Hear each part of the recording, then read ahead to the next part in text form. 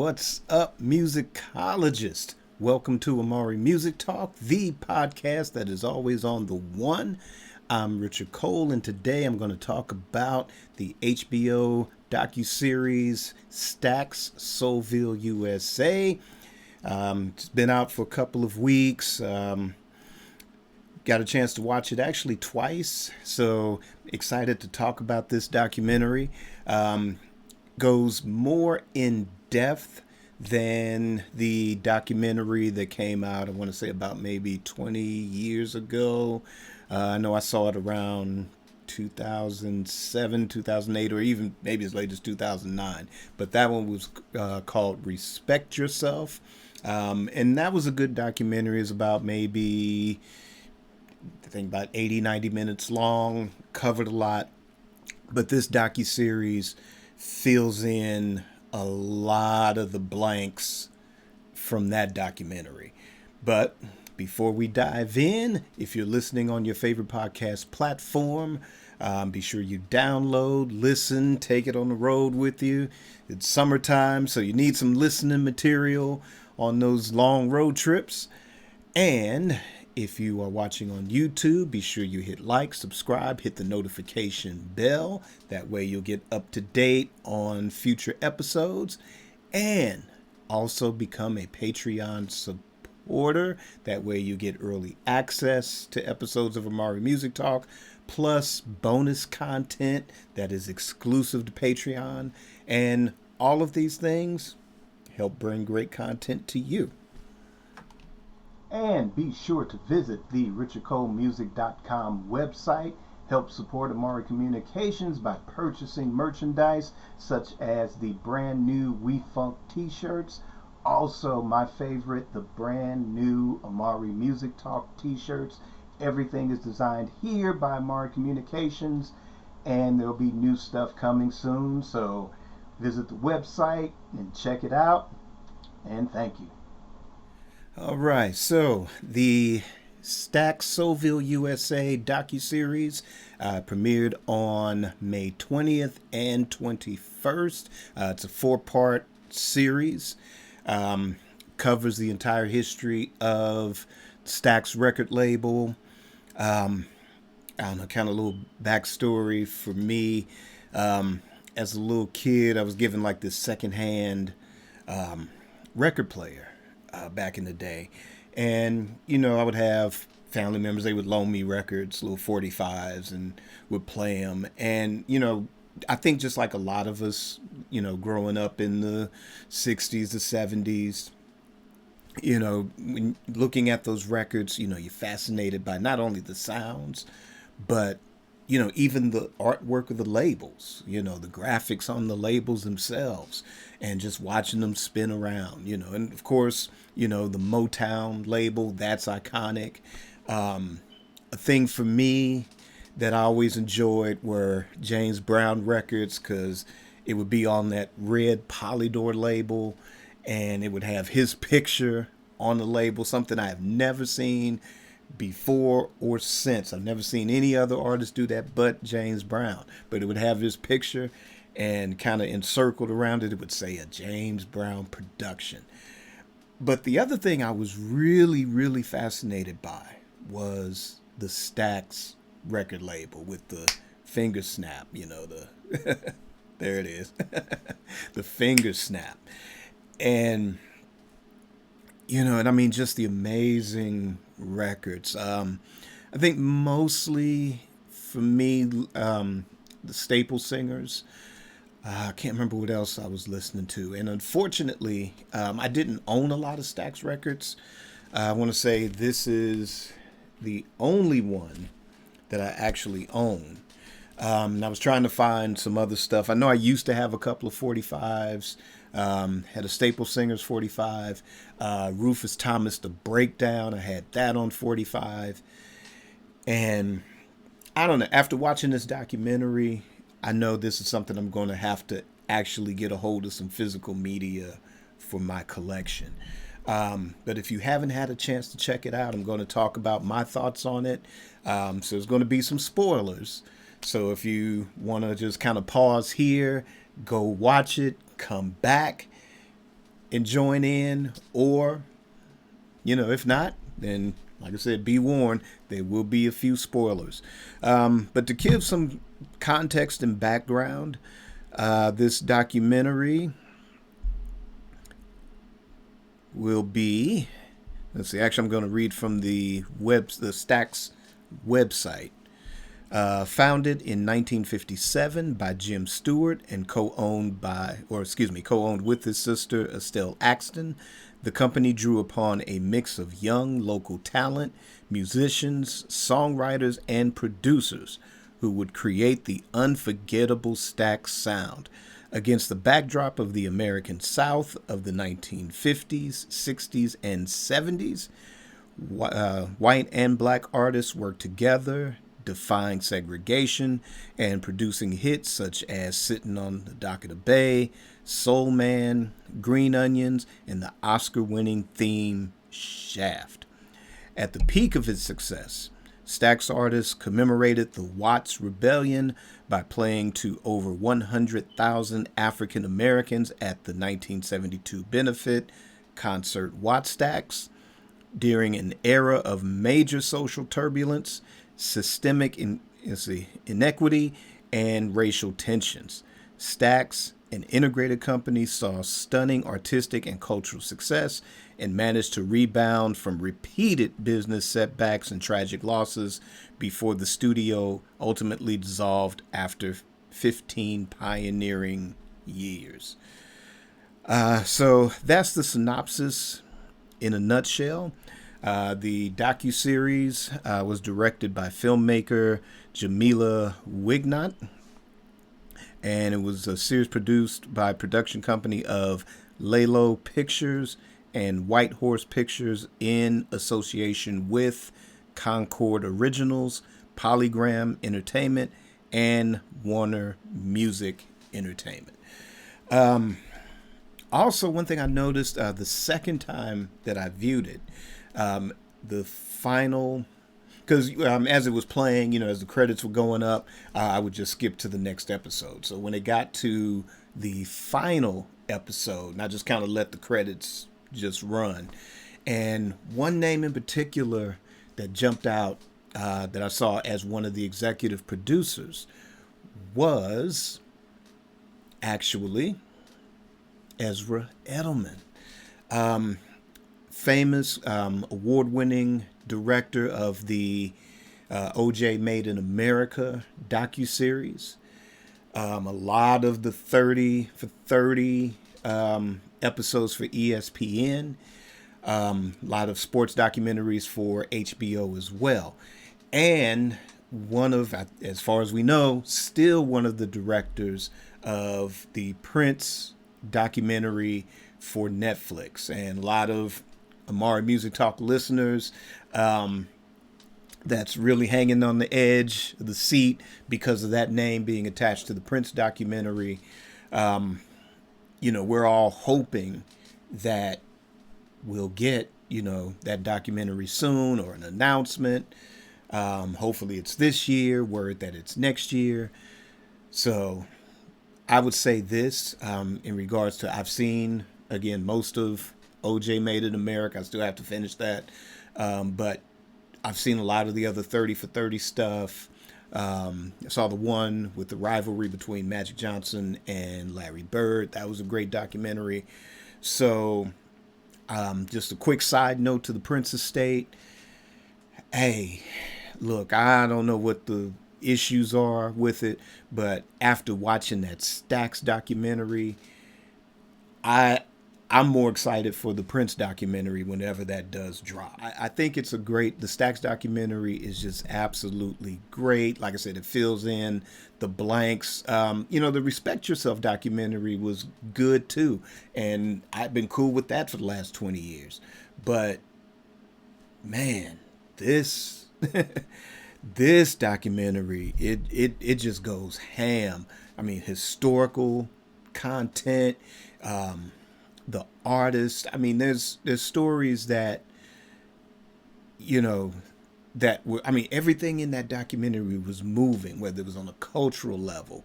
Like I said, the racial tensions, even, there's still stuff that goes on today, but you get in this thing nowadays where, people are trying to sweep that history under the rug. They're trying to say, get over it. They're trying to say, just be happy. And granted, yeah, there is a lot of moving forward that we have to do, but not at the expense of forgetting what we've gone through before. And, it just comes down to one of those things. Those that wish to forget the past are doomed to repeat it. And, it's not a thing of holding on to it as a crutch, but you got to look at, like, man, look at what was allowed to exist.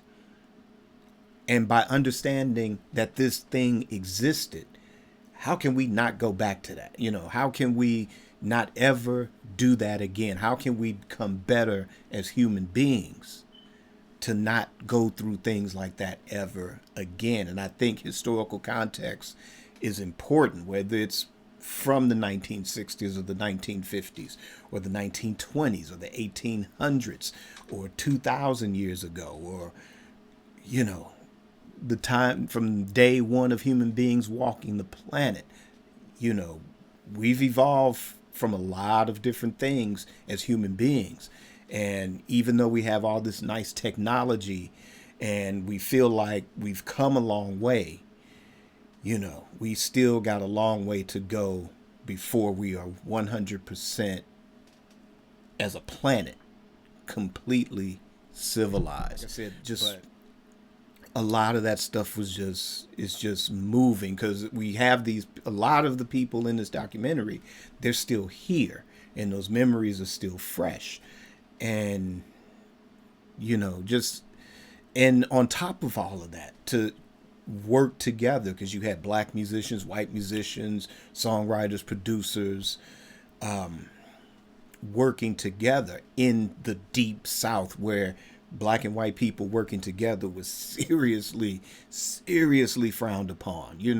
There's a segment in the film, where Jim Stewart, was saying, hey, I'm out here, I'm talking, a couple of the musicians, they were black, and then some of the musicians, they were white, and they're all standing outside, and the police just walk up, well, not walk up, but they drive up, and they're like, hey, what are you guys doing congregating out here? And it's like, well, hey, we work here, we work together. Oh, you need to get off the streets. Hey, anybody want to go to jail today? It's that type of senseless intimidation, that people have to go through. And like I said, a lot of that is still prevalent today, but you have people in certain positions, again, that want you to forget that. They want you to sweep it under the rug, and kind of with this sort of backhand thing, say, oh, well, we can't progress if we're still holding on to that, but yet and still making decisions that oppress a lot of people. So, I mean, I'm glad this documentary exists just on that level alone. Like I said, there's a lot of takeaways from this documentary. Like I said, at the heart of it is the music, and at the heart of it is, at least for a shining moment, whether it's a decade or the entire 15 years, there was some hiccups in there with, like the assassination of Martin Luther King, that kind of changed the dynamics at that company for a while. But yet and still, again, those musicians still work together and was still striving. The Watt Stax, I'll get into that in just a minute.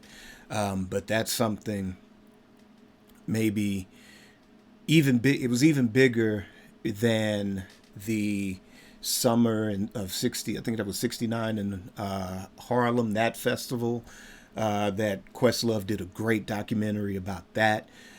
Those things, we still need to see those things, those events existed. And Yeah, you know, you want to people you have people that like just want to put up Woodstock like it was this amazing thing, and it was. You know, I mean, you had Hendrix there, you had Sly and the Family Stone there, Richie Havens was there, Santana was there, and you know, but people just want to talk about Hendrix because you can't escape Hendrix. But Sly Stone stole that show to me. I mean, great. You know, I enjoyed Crosby, Stills, and Nash. You know, they kind of broke through at Woodstock as well.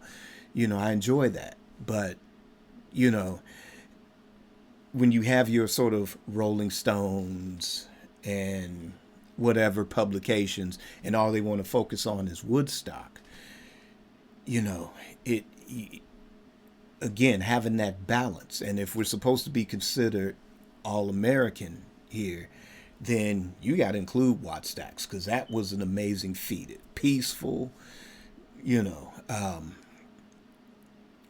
Again, phenomenal music, phenomenal artists.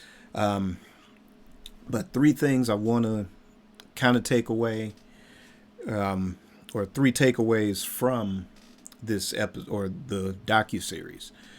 The first one that I really want to talk about is Otis Redding and basically his impact not only on music but the difference he made within that label. I think, you know, he was probably there's a lot of integral parts. Like I said, Booker T and the MGs, the Memphis Horns, Carla Thomas, Rufus Thomas, like I said, David Porter, Isaac Hayes, you know, later on Johnny Taylor. But I think Otis Redding, I think, is probably the most central figure. Just watching the documentary, I'm familiar with his career. I'm familiar with a lot of his hits and everything. But watching this, I mean, if somebody decides to do a really in-depth Otis Redding documentary, I would love to see that. But to me, I think episode 2, maybe parts of 1 and 2, really kind of pay homage to Otis Redding. It's like a documentary within a documentary. And I think what it did, it really exposed me to the human being Otis Redding and not the myth, you know, not like when you go to Wikipedia or, you know, a lot of rock and roll documentaries and they just kind of give you the cliff notes. Like, yes, he was this dynamic singer and here he had these couple of songs. Here he wrote on sitting on the dock of the bay, but didn't get a chance to finish it because he died in a plane crash. And it kind of condenses that. And you don't really get that timeline of, you know, like I said, you don't get to fill in the blanks. You don't, you know, where the, you know, Booker T and the MGs are speaking of, everybody at the label speaking on Otis Redding. Actually, his widow. There's audio, you know, clips of her, you know, speaking on some anecdotes and things. And like I said, it really humanizes him. One other thing it also does as well, because when you speak of his demise, you also get the cliff notes about the Bar-Kays, where it's like, yeah, all the Bar-Kays were on the plane and only one survivor. But it didn't tell you that there was one other one where, because the capacity of the plane, it was like the plan was, okay, we're going to go fly, drop everybody off here, and then I'm going to come back and get you, you know, get the rest. And you don't get that. So, but also too, again, with the story of the Bar-Kays and how they started, you know, it also humanizes them as well. You know, it's like, yes, those were, and to realize how young they were. I mean, they were fresh, literally fresh out of high school. And here, before going out with Otis Redding on tour. They had a big hit with Soulfinger, and they were so good that Otis was like, okay, well, this is going to be my backup band. And they, made it through the tour of the summer, but they kept touring. Otis loved touring. And you got to admire his work ethic. But, it was one of those things where it was like, well, the weather was dicey and maybe they could have just waited or postponed the show. But, a lot of times it's not the sympathy business, it's show business, and sometimes you got to make that money, unfortunately. But what again, to me it really humanizes not only Otis Redding, but you understand that those were young human beings that were also on that plane with him. And then the one survivor, what he went through, the PTSD that he went through, survivor's guilt and all of that mixed in together.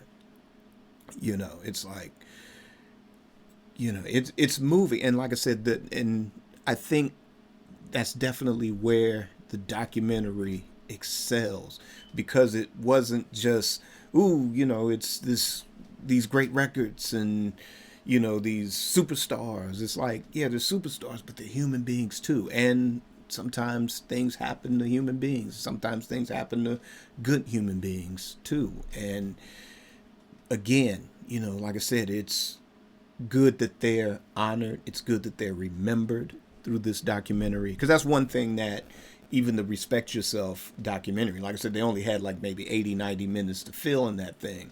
But you didn't get that, you kind of, again, the Otis Redding Cliff Notes, and then it was on to the next event.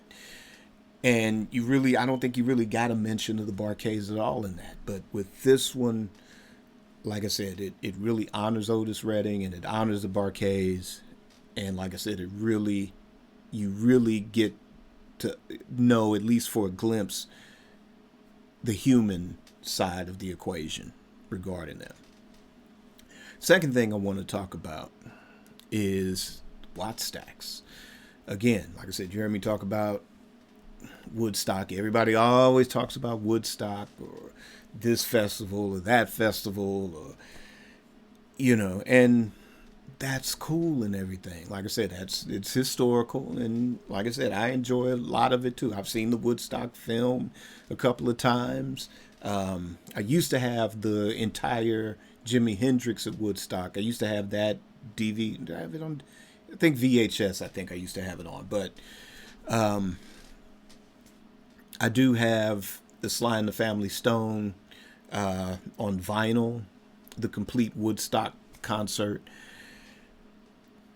And again, great festival. But a lot of times, like I said, when people talk about that, your sort of mainstream audience, they talk about Hendrix. They don't really talk about Sly Stone as much unless you bring it up. But, it's always, I don't even think they mention Santana unless you bring it up. But they always want to talk about Country Joe and the Fish. They want to talk about Crosby, Stills, and Nash. And, like I said, it was some great music out of there. Definitely. Some great music. Monterey, same thing. Monterey, getting back to Otis Redding. Monterey. Again, people talk about Hendrix. They talk about The Who. But they talk about, I think, Janis Joplin. But they don't talk about Otis Redding.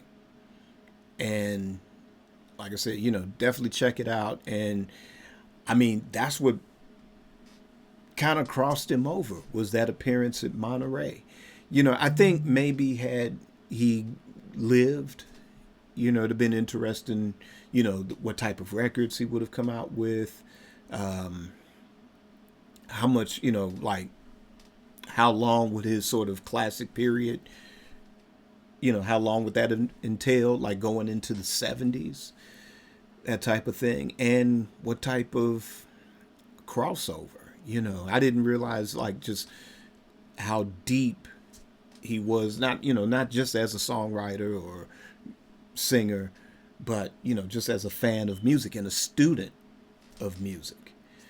That's something else that you pick up on in the documentary. But again, nobody really, like I said, everybody wants to go to Hendrix, everybody wants to go to the Who or whatever about Monterey, but Otis Redding was an equal part of that festival as well. And again, that should be, it shouldn't have to be a reminder. It should be fact. It should be in the same sentence as Hendrix. It should be in the same sentence as Janis Joplin. It should be in the same sentence as the Who, But getting back to Wattstax, man, that concert. I've seen the film dozens of times. It's, to me, one of the most important films of cinema. We talk about Shaft or Superfly, even the Mac. We talk about all the classic black exploitation films of that era, and some are great, some depending on your point of view. But to me, the single most important film out of that era is Wattstax. And again, it's something that should be mentioned. It's like we talk about like the sort of superhero fantasy aspect of films at that point. Pam Grier being the first female action hero. In a lot of ways, the first action hero, period, because Clint Eastwood wasn't doing no kung fu. John Wayne wasn't that dynamic as an action hero, not to me, but, first action hero. Then, you've had Shaft, and then sort of the anti-hero with Superfly, and, those type of things. But it's, like I said, the Mac, again, anti-hero, whatever, a lot of people, I enjoyed that movie, but the flip side of it, as far as how things are utilized to kind of quote unquote program a certain segment, then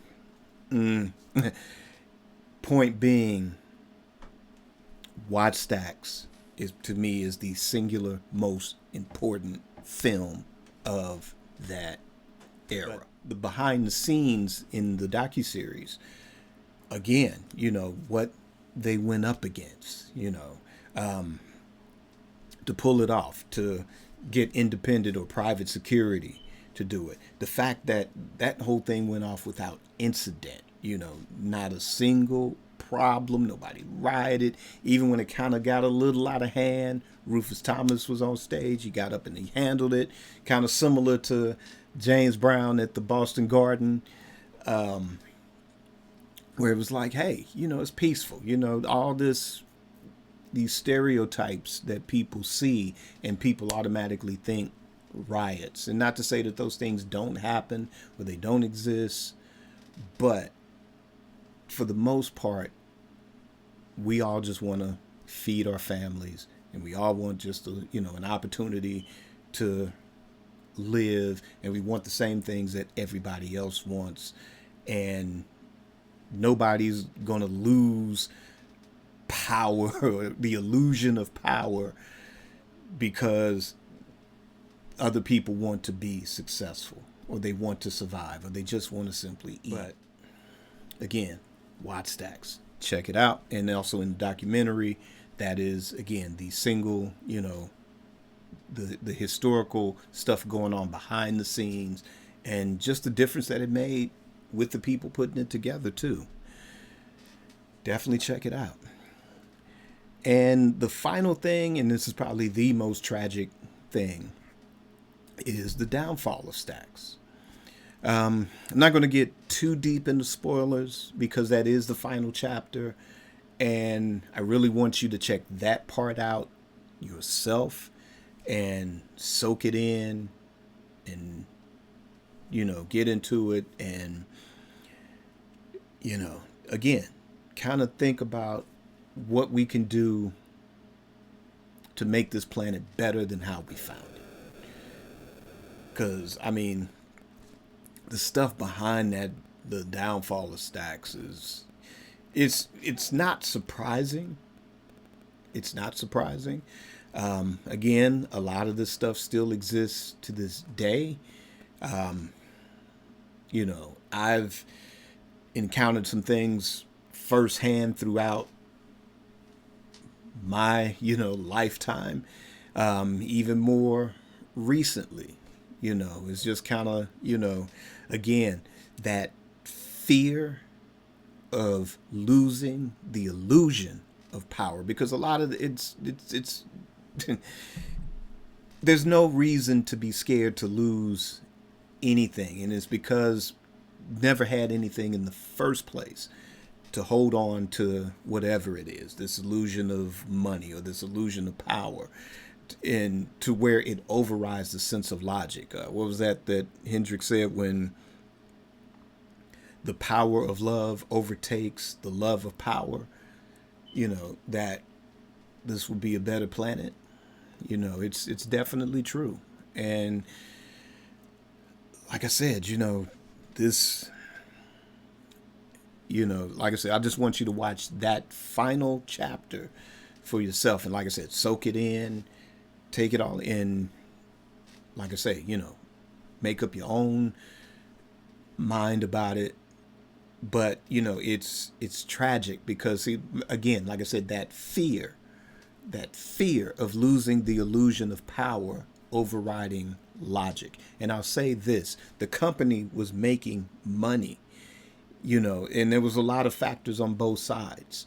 On the one side, you had big corporations, and they're looking at this little countrified city, and thinking like, how is that making money? It's not making sense to them, but it's making money. And then you've got the other side, because it's the deep South, and it's that mentality of like, well, they're making money, how dare they? And that's like, and that's a sick, stupid thing that goes all the way back to even as far back as Reconstruction, when you had your first black senators or congressmen, and the representatives from the South were trying to come up with ways to make the South better and better for everyone.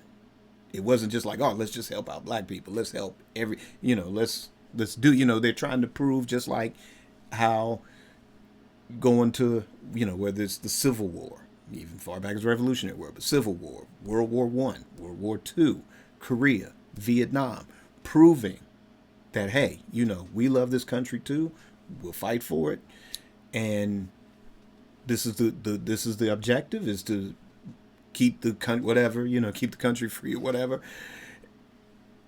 And yet, to make those type of sacrifices and to come back and still be treated like second-class citizens, that mentality didn't change. So, like I said, it's just like I said, just like Reconstruction, that period. But they couldn't understand, because they were programmed to believe that they were superior. So instead of like, oh, well, let's work together to make things better. Yeah, you know what started after that. But fast forward to, the mid 1970s. And again, like I said, you have the corporate structure that is looking down on this city because they think that they're country. And then you have people within that city that haven't gotten over the old ways and couldn't find a way to make things work. Now it's like, oh, well, see, now that it's not really a viable record company, well, it is. The label's been resurrected. But, like I said, watch that final chapter if you don't already know the outcome. If you're new to what's going on and want to learn it, watch that final chapter. But those of us that know the history of Stax, really the main thing, it's the classic catalog. It's the museum now. It's that thing.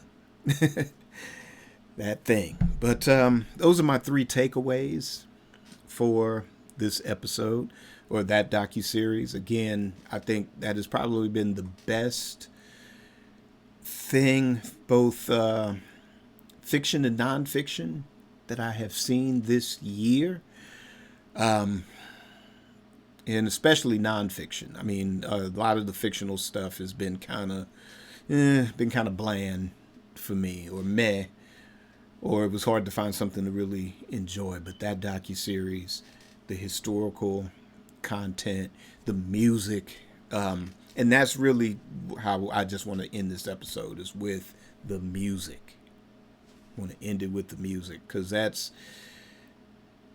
a lot of great songs. You know, a lot of people talk about Motown, and a lot of great songs came out of Motown, but I don't know, you got to look at, kind of the way, for an analogy for like a lot of younger viewers, you got to look at Motown and Stax. Like Motown, ironically, because Boyz II Men were on Motown, but you got to look at Motown as being like Boyz II Men, because it's the polish, it's the sophistication, it's that thing. And then you got to look at Stax as kind of like Jodeci, where it's just raw, it's the funk, it's the dirt, it gets right to it, it gets you, it reaches in and gets you, where, Motown kind of caresses you into it, but, Stax is like, it's here. It's deep side, it's soul food. It's soul food, where, Motown is more kind of little, you get a little champagne, you get a little filet mignon in there, along, you have your soul food one day, but it's mostly the filet mignon, but in caviar, but with Stax, nah, it's, it's grits, it's cornbread, it's, it's the collard greens, and I think that's the thing, the substance. It's a substance that sticks with you. And like I said, my goal is to start getting a lot of this stuff on physical media, big time. So let me know what you think. If you check it out, have you seen it? You want to go see it? It's on Max. So if you have a Max subscription, by all means, check it out. Or if they have a free trial, do the free trial and check it out. Hopefully they'll put that like on physical media. Like maybe one day we'll see a Blu-ray of that. I would like to have that on Blu-ray as well. So like I said, leave me a comment and let me know your thoughts. And until the next time, be sure you like, subscribe, hit the notification bell, become a Patreon supporter. If you're on your favorite podcast platform, by all means, download and listen. And until next time, create your day, create your life. Peace.